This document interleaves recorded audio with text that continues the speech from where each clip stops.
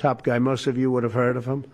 Highly neurotic, brilliant businessman, seriously overweight, and he takes the fat shot.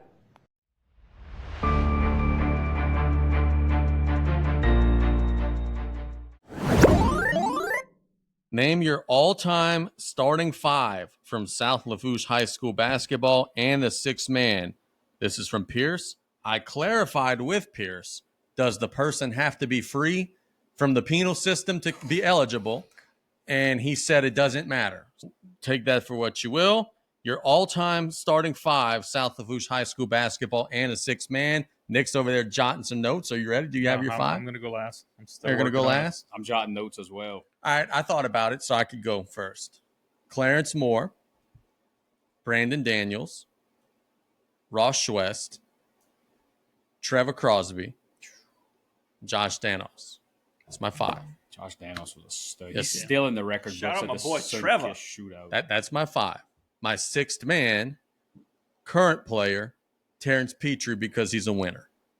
Terrence wouldn't have to score a whole lot on that team because of all the scores, but he'd be the dude willing to take the charges and do all that stuff. Terrence makes any team that he's on better. That would be my five, plus the sixth man. And Terrence might end up starting because one of my starters might be unavailable at times because of some issues that he has going on currently. Mine's pretty similar to Casey's. At point guard, I got my nephew, Terrence Petrie. Shout out. Big T. Not going to say our street name, but shout out our street. You literally have people coming to your shop every single day, and you shout worried out about Fleur de Lis Lane. where you live. At shooting guard, I got Ross Schwest. Yep. One of the GOATs. At small forward, this is might be a hot take, but I don't know if it's the best option, but it's one that I'd like to see. Is Bo O'Quinn. Yeah. At small I can forward. see that. Give me Brandon Daniels at power forward and Mo at center. Six man, Rusty Bourne. So I have one different in here. So I'm going to save him for last so we could argue. So Ross West. Mm-hmm. I'm going Bo O'Quinn. I'm going Josh Danos. I'm going BJ Daniels. So rounding out my top five is going to be Caden Sheremy. Okay. Caden Sheremy was an absolute that dude was beast. a dog. Yeah, he was. And then I'm going with Terrence as well. He may not have all the skins on the wall that a lot of these folks have, but he's not done yet. Yeah. District MVP and just tremendous human being, tremendous player, and does all those little things that you need to get done. You have all those scorers. You need somebody that doesn't have to score 1,000,000 points a game, just makes everybody on the court better. Look, Terrence Petrie's story. This is a true story. He's 6 years old. We're having all-stars practice. During the Christmas holiday, he has the flu. Does he stay home? Does he stay in bed? Upstairs. No, he's upstairs running sprints In while the we're bleachers. like in the bleachers. Like at 6 years old, couldn't bring himself to miss a biddy practice. Running plays. We're running plays in the court. He's up there running his part of the play in the bleachers. Oh, 100%, man. Awesome kid. Just a winner in every sense of the word.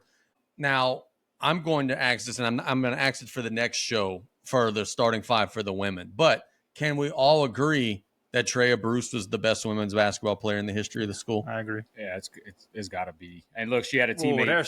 She had a teammate that was right there.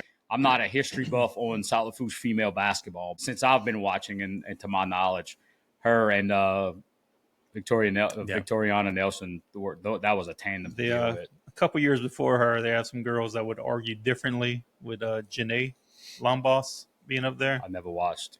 I didn't either, but from what I hear, she was a dog. Traya's not in the 1,000-point club, y'all. She's in the 2,000-point club. A little bit different. Now she did have 4 years. Some of them others did not. But yeah, I think it's got to be Traya Bruce. Okay, can we get some honorable mentions on this list? Yeah, sure. Go ahead. I got honorable mentions Seth Bourne, and for Tommy, being he can't be with us, Zyron Richardell. I got Josh Botto on my honorable mention. That was another one. LSU? That was close to my list. You know what's crazy?